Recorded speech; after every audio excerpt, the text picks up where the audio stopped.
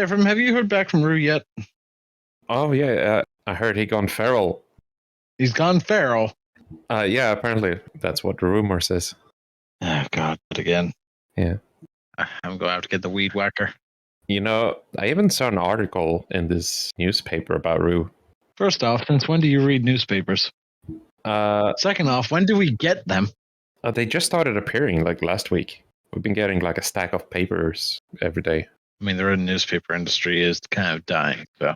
Yeah, but they're pretty good for toilet paper. That's more what I expected from you. Speaking of appearing, I think we got another stack of newspapers coming. And for some reason, I smelled turkey. Oh, it's this dream again, is it? If you think you're getting my dream snack, big fella, you got another thing coming. Oh, you got a dream snack? Yeah, I got a dream. What, you guys don't... Well, this is my dream. You know damn well that I always have a dream snack. I don't go to bed without half a turkey on my chest. Dream construct. That's a good idea. I might actually... Don't. Oh, yeah, it's really quite fantastic, because you wake up every morning all nice and greasy for the day. I don't know why I'm explaining this to you. This is clearly just a deep part of my psyche yet to be unlocked. This is my recurring sense of inadequacy in the face of the powerful and mighty dragons that I seek to emulate. And again, I don't know why I'm explaining this to you, because you clearly already know. Yeah, but it's good that you've got it all figured out. For some reason, you're imagining that we have no idea about this alternate reality that you've found yourself in. And we would like to ask you about your journeys, if you have a moment to spare. Well, clearly I have a moment to spare. The only thing I'm doing right now is sleeping and eating dream turkey. But I'm sort of getting the sense that this is not actually a dream. Am I putting those puzzle pieces together correctly? I'm real shitty at puzzles, so I'm hoping that I am. He's a bit more quick-witted than I thought he was. Hey, puzzles are hard. Listen, everybody thinks that I'm an idiot because I sleep with half a turkey on my chest, I talk like this, I pooped my pants in front of the king, I can't read, but that doesn't mean I'm dumb, all right, Dream Dragon? Yeah. What was that last item? I cannot read, sir. The one before that. I pooped myself in front of the king? Does that strike you as important? Let's introduce ourselves before we go too far. We're going to come back to that. Yeah, you can go ahead and put a pin in whatever you want, Mr. Dragon Man. So we are the Delegation of Dreamers. I'm Ephraim. And I'm Ashera. Oh, well, my name is Gruzka, Farzbog-Wovenhand. It's very nice to meet the both of you, assuming you're not going to violently murder me at the end of this conversation. There is no plans for it, no. Okay, good. That is deeply reassuring, because I would really rather not be murdered. But we could offer you some tea and cookies. Oh my God, yes. Why, I would love some tea and cookies. I'm going to take a shot in the dark here. Do you have any grain alcohol? Grain alcohol? Yeah, like a fortified wine or an imperial ale, anything along, anything in that general vein that I might be able to sip upon. I'll send a kobold to check out Rue's stash. I'm sure he's got something. What in the blue fuck is a kobold? It's like a mini dragon, but without the wings. Oh my God. Look at the tiny little guy. Oh, I've never seen one that small before. That's deeply disturbing. You're a hideous creature, sir. Don't be offended. You made him cry. Oh, I don't mean any offense. I mean, as a hideous creature myself, I really don't mean it in a bad way. I'm just trying to say that you yourself are also hideous. Don't cry. Don't cry, little fella. I'm gonna cry too if you start crying. Genevieve, why don't you take the rest of the day off? I didn't mean it. I'm really sorry. I was trying to compliment you. Oh, I'm sure they will be fine. Okay, do you promise me that the little guy is going to be okay? Because I'm going to think about that all day. If the little guy's not going to be all right, I feel so terrible. I can assure you they'll be okay. Okay. What's the status on that great alcohol? I really need a drink now. Well, the kobold servant that was supposed to bring it just ran off crying, so we'll see when we get it. Oh, God, I've ruined everything again. Classic Gruzka. No, you're fine. You're fine. They have free therapy. Trust me, they need it with Avram. You get health insurance? Yes. I feel slightly better now. Well, that's good. They also have dental. They get dental? I don't even get dental. That's ridiculous. We need to unionize. Well, I'll say another kobold to add some alcohol for you. That's very kind of you, Mr. Dragon Man. So how do we get back on track from here?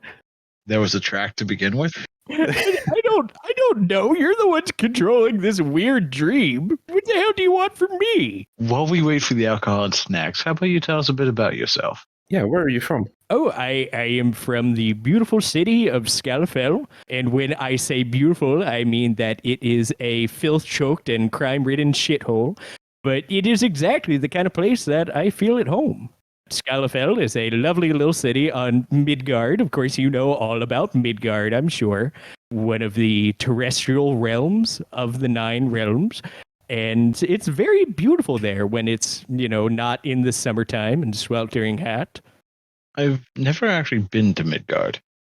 Never. Yeah, big old dragon like yourself never. Well, dragons have never been to Midgard. Have you been to Jotunheim? Let me ask you that, because where I come from, all the dragons are on Jotunheim. Can't say that I have.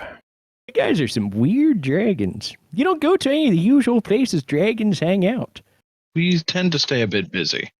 It's not entirely unusual to think that dragons haven't been to Midgard. I mean, they haven't been on Midgard in over 1,000 years. I just happened to find them on Jotunheim, and I kind of assumed that was where all you guys hung out. Was that racist of me? Did I make a racist assumption? I'm really sorry if I did. No, you're perfectly fine. Each dragon is different. We just hang out in this cave. Oh, well, I will say in your defense, sir, that this is a very nice cave. How would you characterize the number of insects that you have in this cave? Just, like if you had to ballpark it. I mean, the cats tend to take care of the insects. Well, then I do apologize for the very large number of fleas that are going to come off of my body and take up residence within your cave. I'm sure the cats will see that as a challenge. Oh, God, please, no, I'm going to have to bathe them again.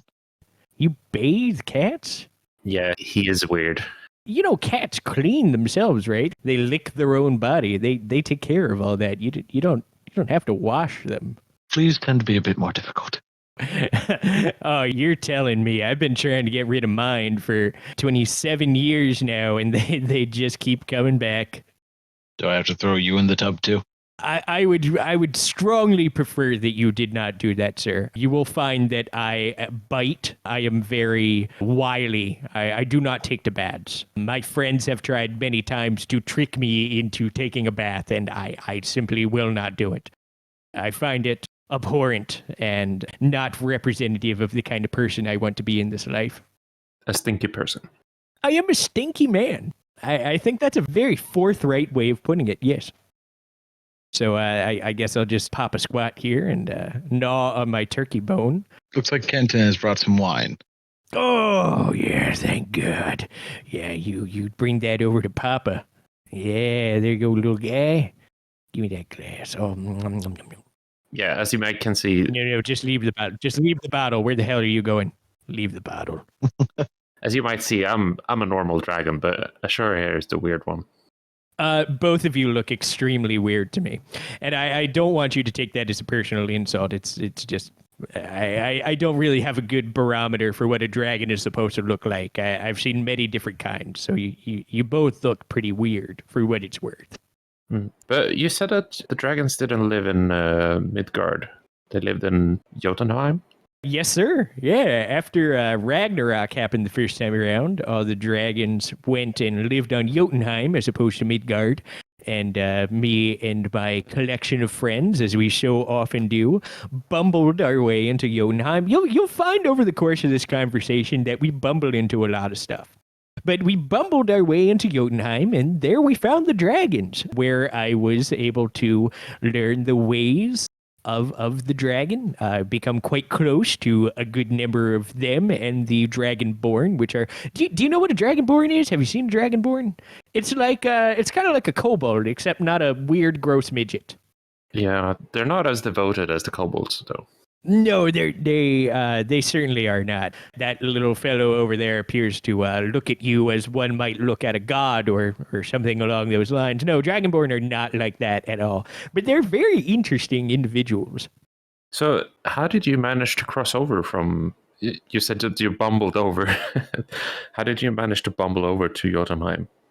Well, the pathways between the 9 realms have been closed for nigh on 1,000 years before we came along, and quite by accident, as it were, opened up a gate into, well, first, all right, let me back up just a little bit. So we opened up a gate between the 9 realms. We first landed in Niflheim, which is the land of the dead. That was an absolutely horrific experience, and the trauma of it will last me the rest of my days. But from there, we went to Jotunheim, which is, as the name, as you know, is the land of the giants, but in our time was the land of the dragons when we arrived. And it was a very confusing experience. We sort of all thought that dragons weren't actually real. Scholars debated endlessly on the subject. But yeah, found dragons, found Dragonborn, got to hang out with them, learned the Draconic language, which was far easier than I would have anticipated. Yeah, it was a pretty fascinating experience. Thank you for asking, by the way. So few people ask. We always love a good story. Oh my God! Well, buddy, I got a lot of stories. Stories, yeah. Story. Can I just ask, why did people think dragons didn't exist? Well, they haven't been seen on Midgard in over 1,000 years. History is a malleable subject. Over the course of many generations, so many things are forgotten or lost to the fogs of time.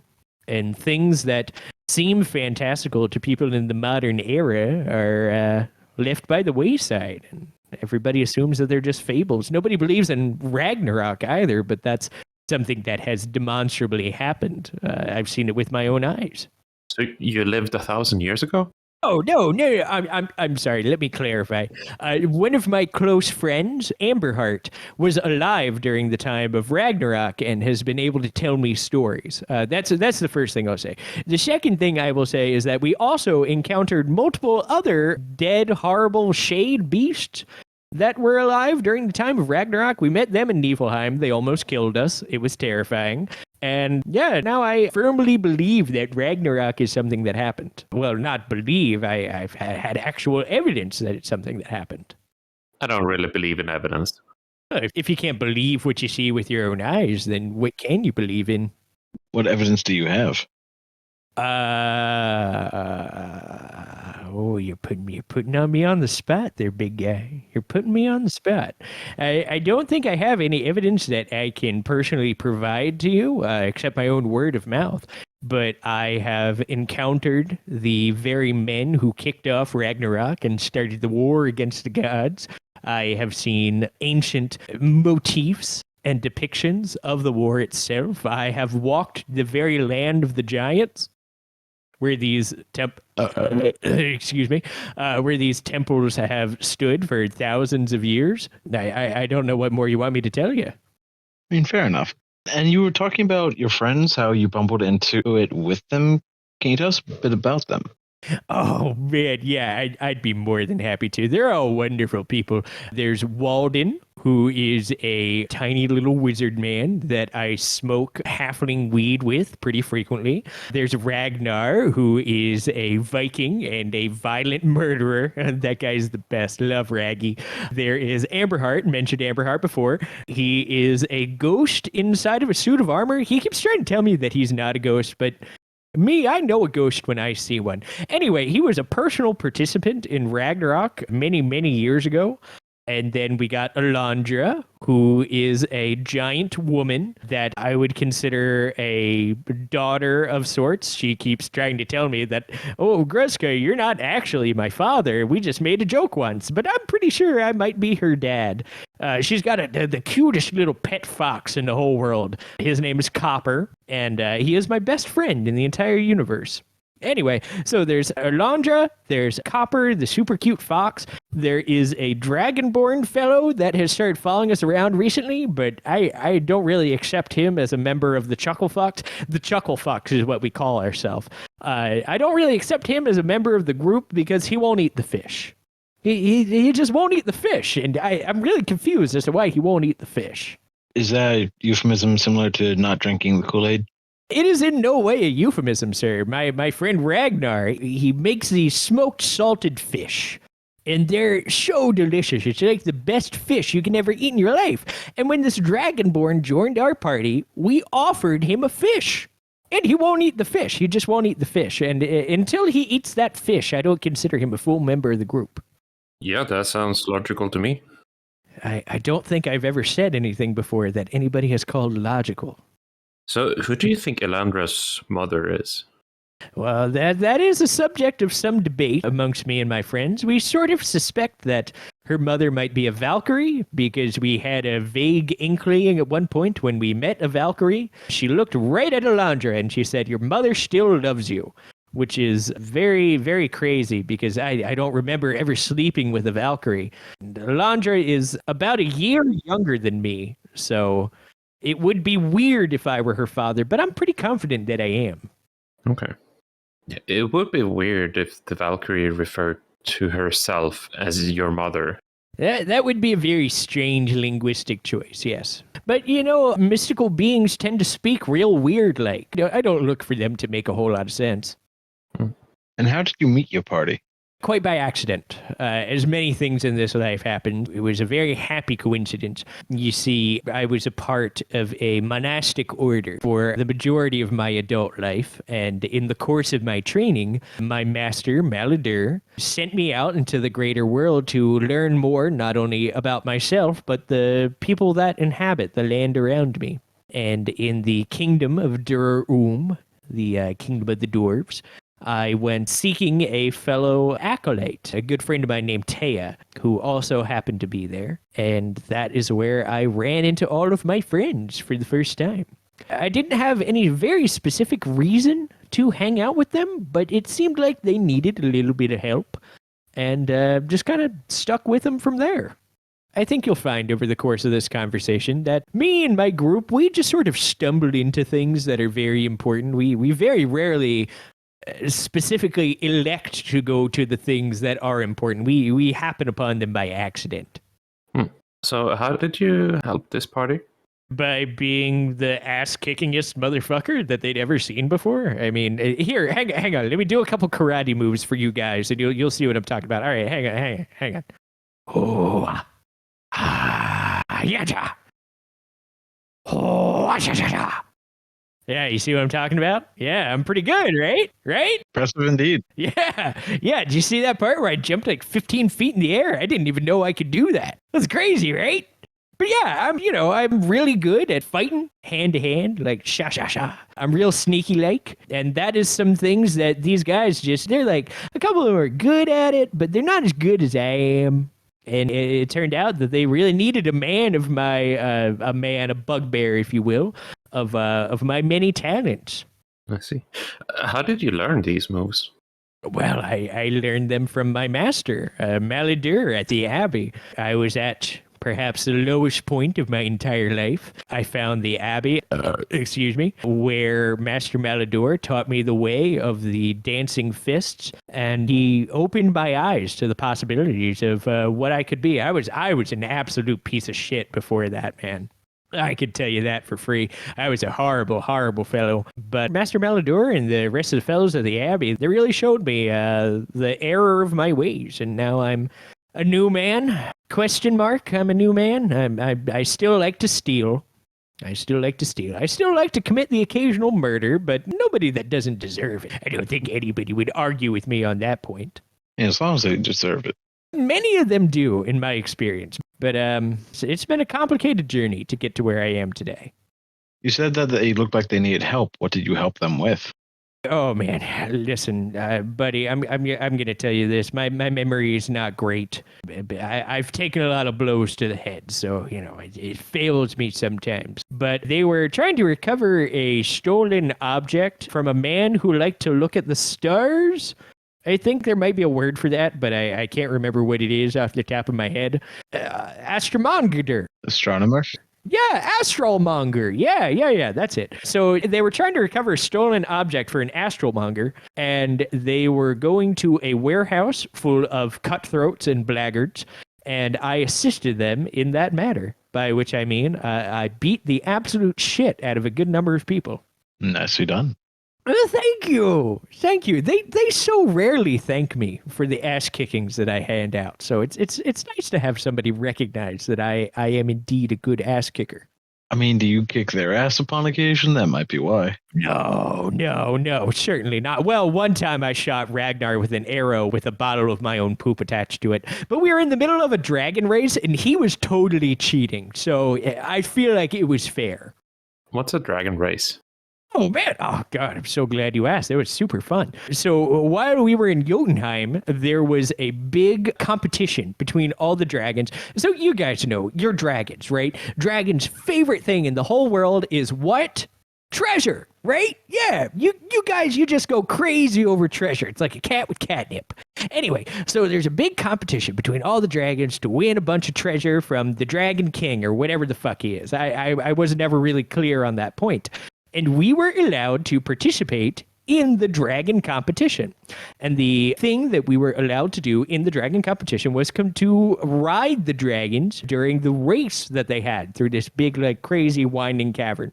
Anyway, so we all got to hop on the back of a dragon. I got on my dragon, who is this beautiful red dragon, who is my best friend in the whole world. He only threatened to eat me like 15 times. We got to ride on these dragons and compete in a race. And Ragnar was on a different dragon. And you guys, let me tell you, here, coming close. Oh, yeah. Close. Yeah. He was totally trying to cheat. He was totally trying to cheat, you guys. So obviously, what was I going to do but cheat right back with the objects that I had prepared specifically for cheating? I had intended to cheat either way, but Ragnar gave me the excuse I needed. So I shot him with an arrow with a bottle full of my poop on it, and it slowed him down a little bit. And I did ultimately beat Ragnar in the race, even though I did not win. Oh, well, at least you shot him. I did, yeah. Shot him right in the jaw. Good consolation prize.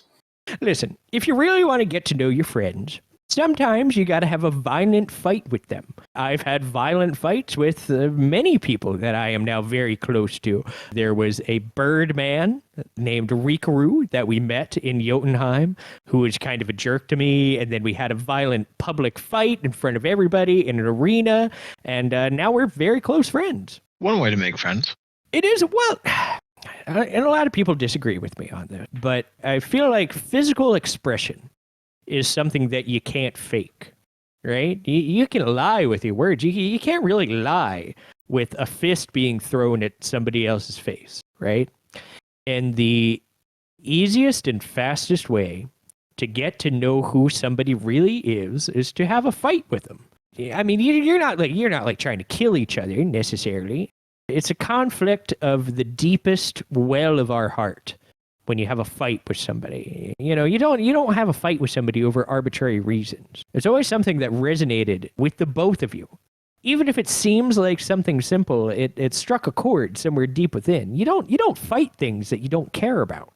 Have you fought anyone over something that you care about that wasn't your friends? Yeah, I have, big guy. I have, and I lost that fight. Oh. So before I made it to the Abbey, I'm sorry, I got to get a little heavy since you asked. I know we were having a lighthearted good time, but life isn't always lighthearted. Before I got to my Abbey, I was part of the Thieves Guild in the city of Scalfell, and we were a real close clique of people. We were thieves. We stole stuff, but we were honorable. We didn't hurt nobody except for the people that we sometimes hurt. But I like to think that we didn't hurt anybody truly innocent. But things started getting more complicated. It was always above my head, really. another group started coming in that didn't share the same values that we did. And they started slowly taking over. All my friends started slowly disappearing, dying, turning up dead. All my closest friends, my mentor, man who was basically a father to me, just vanished into the ether. And I took that kind of personally. And one day I stood up to the new people in charge, and they beat me. They beat me, big man. They beat me right and proper.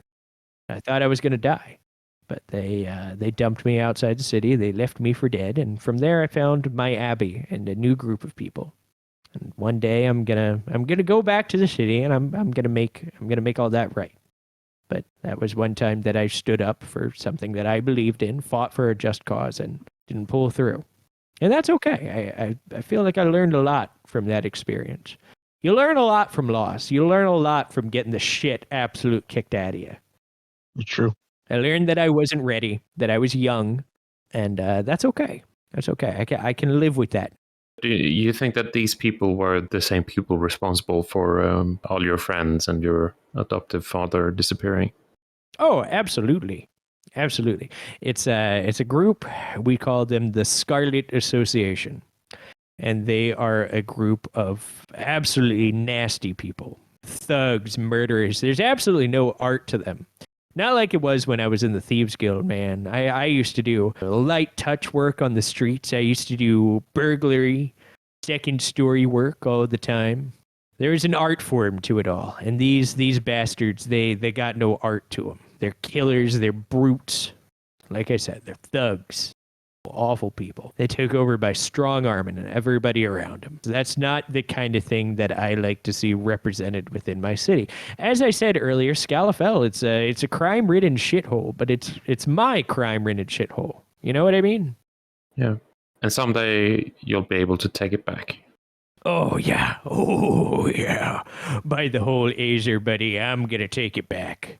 But that day is not today. I just have to be ready when that day comes. Not only does my fist have to be strong, but my spirit will have to be strong. And I feel like I'm prepared to make right the wrongs that were done. That was a good goal to have. I don't know if it's a good goal. It might be a selfish goal. I mean, we're talking about two different groups of people that ultimately want to do evil things within the city, but I do believe that there are degrees of evil, and it's not unreasonable to want to decide what the lesser evil is. Yeah. And throughout your journeys, how would you say the evil inside you has changed? That's man, you're cutting real deep there, big guy. To be entirely honest with you, yeah, I was not a good guy by any means. I was not a good guy when I was younger. I used to drink a lot. I used to drink to excess, I would say. I mean, I've got this glass of wine now. I feel like I've got a real handle on my drinking, which is good. But I used to get real drunk, and I used to hurt people that didn't deserve it. So I was raiding a paper mill once near the end of my time with the Thieves Guild, and the guards were called, and I knocked over a lantern and started a fire, and a lot of innocent people died in that. I've murdered people in cold blood that probably didn't deserve it, people that just offended me in the slightest way. I mean, I would never be so arrogant as to say that I have made amends for those hideous things that I've done, but I like to believe that I am on the right path to making up for all the evil that I have put into this world by trying to at least be somebody that operates for the greater good. Now, I don't want you to hear that and think that I don't also like to steal shit, because I do still like to steal shit, in point of fact, and I'm just going to level with you, sir. This mysterious folding glass and metal object covered in keys, this thing here that I am now actively pulling out of my pocket. Yes, I swiped this when you weren't looking, so I appreciate it. I'm sorry, it's compulsion. What the hell is this thing, by the way? Because I've never seen anything like it. The item with many keys? Yeah, you can have that back. I am sorry that I stole that, but again, it is sort of a compulsion for me. I appreciate it. And you can take one of the gems on the way out if you want to scratch an itch. Ooh, oh, I love shinies. Just don't tell me which one I got to take some for my friends too. But let's not bury the lead on this one. What was that weird thing covered in the weird keys written in common? It's a magical device that lets you watch Netflix. What is a Netflix? Oh no, okay, I get it. Yeah, my buddy Ragnar, when he fishes, he flicks a net. So yeah, okay. So it has to do with you fish with that thing? How the hell do you fish with that thing? Very carefully. That was a weird keyboard. Are those letters? That's common, right? Yeah. Common just doesn't make any sense to me. I mean, look at this, right? So Walden tried to teach me a couple of times how to read common, and he wrote 2 letters, quote unquote. He wrote a D, he called it. He draws one. He said, "Okay, Gruzka, this is a D, all right?" And then he draws another one. And then he says, "This one is a B," right? And they look exactly the same. Like, how does anybody read this nonsense? So he was trying to trick you. He might have been trying to trick me. I mean, I don't know. Anytime I try to look at a word in common, it just looks like a bunch of jumbled up mumbledy-fuck. Like, I don't know what this crap is. So can't read a word of common. I can read and write in Goblinese and Draconic. Goblinese is very, very easy because the majority of what you want to convey is done with lewd and crude pictograms. And then Draconic is much the same way. It's a bunch of squiggly lines that all fit together to make what appear to be pictograms. That is very simple. But the common, no way. Can't read common. Can't read a word of it. Ephraim, they might be able to help us with our Goblin Vendetta issue. I wonder what sort of vendetta issue you're referring to. I don't know where this plotline is going. The orphanage. Oh, you guys got beef with goblins? Yeah, I'd be more than happy to help with that. Did you get some sort of a letter from them? I'd be more than happy to translate. No, it was an incident like a few years back. I burnt down an orphanage and I'll never hear the end of it. Like, Shura and Rue keeps bringing it up all the time. Oh, man, you burned down something you weren't supposed to burn down too? It was like 2 years ago. The only reason I bring it up is because I keep getting Molotovs thrown at the door. We have a door? We have a door. I keep having to get rebuilt. Oh, that's wild, man. Yeah, I've burned down shit that I probably wasn't supposed to. It can happen to anybody. That's all I'm saying. It can happen to anybody. Yeah. Doesn't have to be related to any orphanicides. Let me tell you guys about that. I see that we're running low on time here. I can tell by that hourglass you have posted up on the wall that we're running low on time. So why don't I end this on an amusing anecdote, right? Ephraim, did you know about that hourglass? It's been there like forever. Am I hallucinating that hourglass? Is that real? No, you're fine, Gruzka. Ashura is the weird one. Oh, thank God. I think I'm the one hallucinating. All right. Let me tell you about the time that, I told you guys that I met my friends in the Dwarven Kingdom, right? Part of what we were doing to recover this object for this astralmonger, right? We were doing so in part of their journey specifically to gain an audience with the King of the Dwarves. And we did achieve this audience with the King of the Dwarves, but however, the problem was one of the other people that showed up at the exact same time was this guy called Zogog. And oh man, could I go for hours about this guy Zogog. He is an orc. He's trying to unite the orcish kingdoms within Yarskala, which, on the surface, not that big of a deal. But he's also like raiding other people's territory. He's doing a lot of damage. He burned down my buddy Ragnar's village. It's just awful. He's a total dick. Absolute piece of shit. So anyway, we got an audience with the Dwarven King, and this asshole Zogog showed up. And, oh man! And there's this thing about dwarves, and I don't want to sound like I'm prejudiced. I'm really not. But he brought the Dwarven King a really shiny hammer, and you know how dwarves are with really shiny pieces of metal. Oh my God! He just went gaga for the thing, all the way halfway up Zogog's ass, telling him he was just the coolest guy he'd ever met. Well, we took offense to that. Just a little bit. Zogog, kind of to be a dick, invited us to this really fancy dinner he was having at the inn he was staying at, where the Dwarven King would also be in attendance. He just invited us to make us look low class and shitty. which hang on to that word because that one's going to come back. That's going to be important. So we went to the dinner, right? But we also knew that Zogog's room was somewhere else in the inn. So we had to find a reasonable excuse to get out of the dinner and go sneak up to Zogog's room. Well, me personally, I'm the sneakiest guy in the whole lot. Obviously, I had to be the one to get out of the dinner and go sneak up to old Zogog's room. And listen, my friends, they won't let this go. They keep acting like I'm crazy. Oh, Gruzka, he's so crazy. He's such an idiot. But I promise you, had things been a little bit differently, this would have worked. When we were sitting at that fancy dinner, I shit in my robe.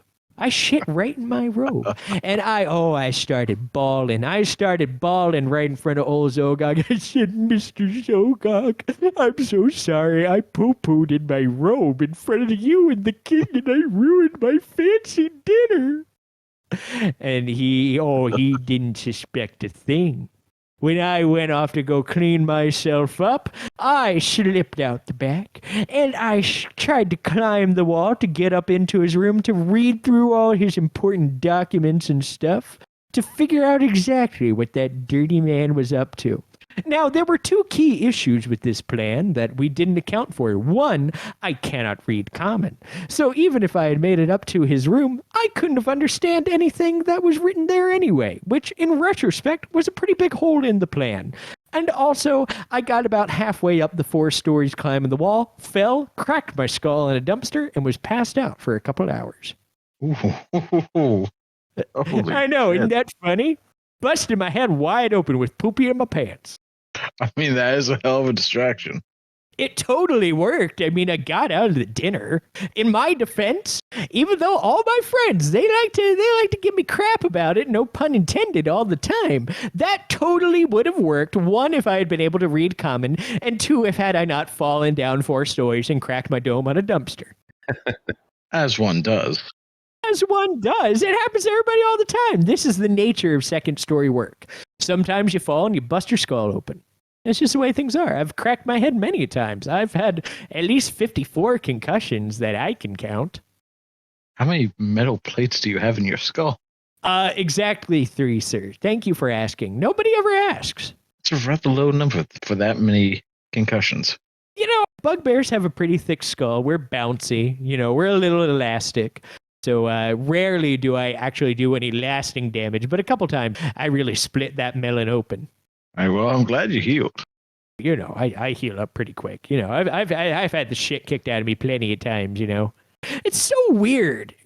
How you get like horribly, grievously injured, and then you take like an 8-hour sleep and you wake up and you're perfectly fine. It's so weird how that happens. You ever think about that?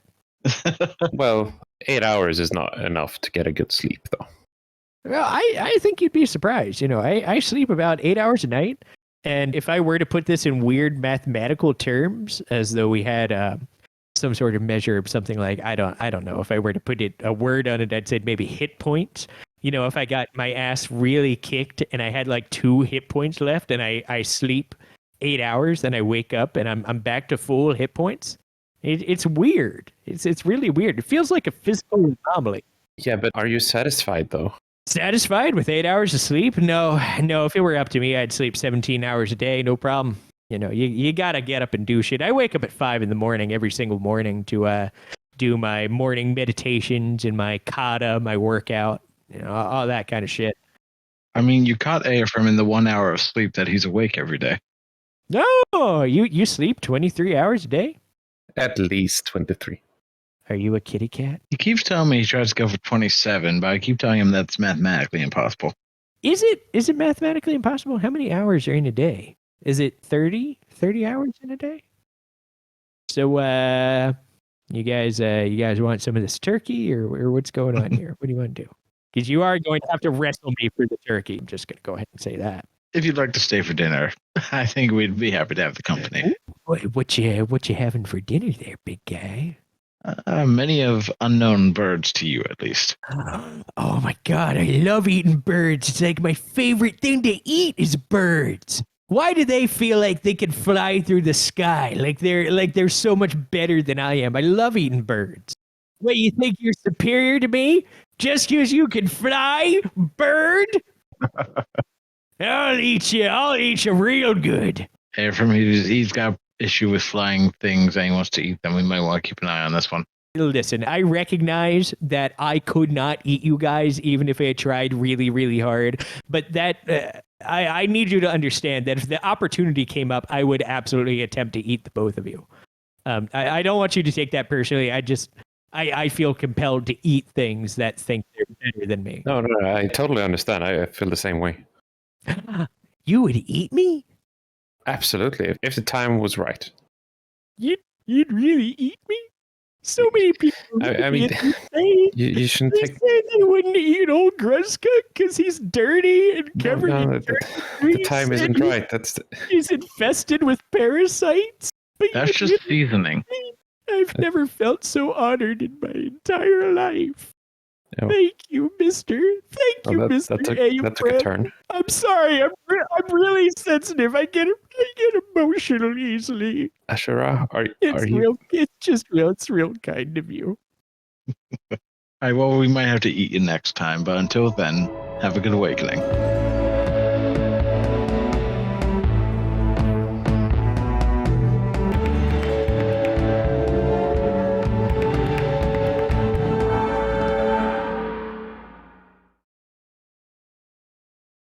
Ashura, what were you saying about Rue?